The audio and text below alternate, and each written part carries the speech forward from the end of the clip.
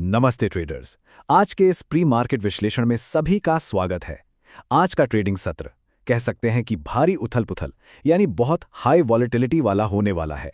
इस deep dive चर्चा में हम मैक्रो लेवल के ग्लोबल संकेतों से लेकर माइक्रो लेवल के डाटा तक हर उस छोटे बड़े पहलू को डिकोड करेंगे जो आज बाजार की दिशा तय करने वाला है।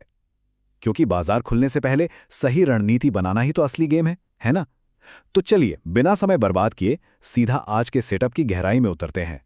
अब देखिए, इस वक्त हर ट्रेडर के दिमाग में खतरे की घंटी बज रही है और वजह साफ है, गिफ्ट निफ्टी 150 पॉइंट नीचे। क्या इसका मतलब यह है कि आज बाजार खुलते ही पैनिक सेलिंग का तूफान आने वाला है? हम सब जानते हैं कि गिफ्ट निफ्टी भारतीय बाजारों के लिए एक बेहतरीन अर्ली इंडिकेटर का काम करता है और रात भर में जो ये बड़ी गिरावट देखने को मिली है उसने एक डर का माहौल तो बना ही दिया है। ये एक ऐसा संकेत है जिसे बिल्कुल भी हल्के में नहीं लिया जा सकता। बाजार की याददाश्त सच में बहुत छोटी होती है। कल की ही बात ले लीजिए, निफ्टी ने निचले स्तरों से क्या शानदार रिकवरी दिखाते हुए 12 पॉइंट सुपर क्लोजिंग दी थी और बैंक निफ्टी एकदम फ्लैट बंद हुआ था। ऐसा लग रहा था कि पॉजिटिव मोमेंटम वापस आ रहा है और बुल्स वापस कंट्रोल में है। लेकिन आज की संभावित ओपनिंग की तस्वीर बिल्कुल पलट चुकी है। 150 पॉइंट्स का संभावित गैप डाउन चीख चीख कर बता रहा है कि कल का सारा पॉजिटिव सेंटिमेंट रातों रात गायब हो चुका है और बेयर्स फिर से हावी हो चुके हैं। लेकिन ये अचानक हुआ क्या? सच कहूं तो ये एक ग्लोबल रेड अलर्ट है।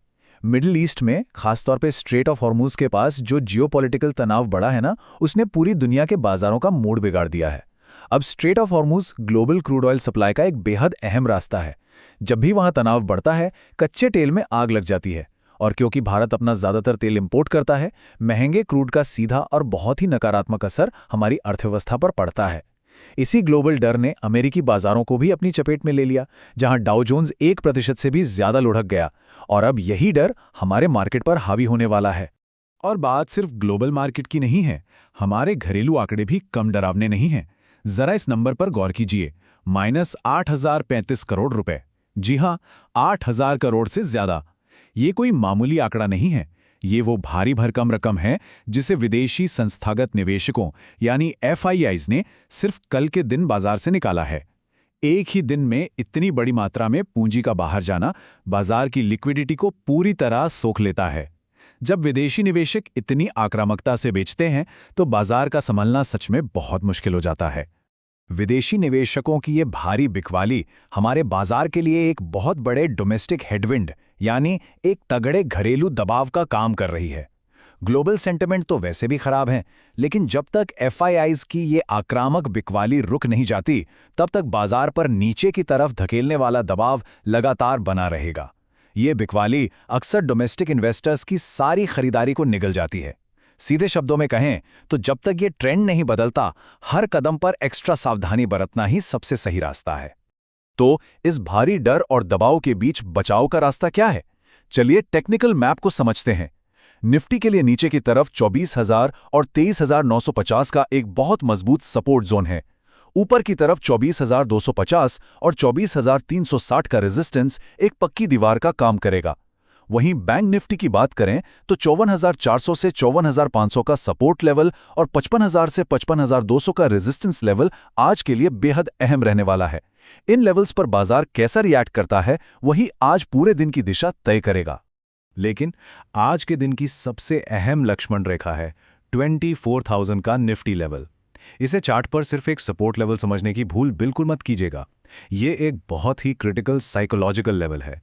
रिटेल ट्रेडर्स का सेंटिमेंट और बड़े बड़े इंस्टीट्यूशनल एल्गोरिथम्स अक्सर ऐसे ही राउंड नंबर्स के इर्द गिर्द घूमते हैं।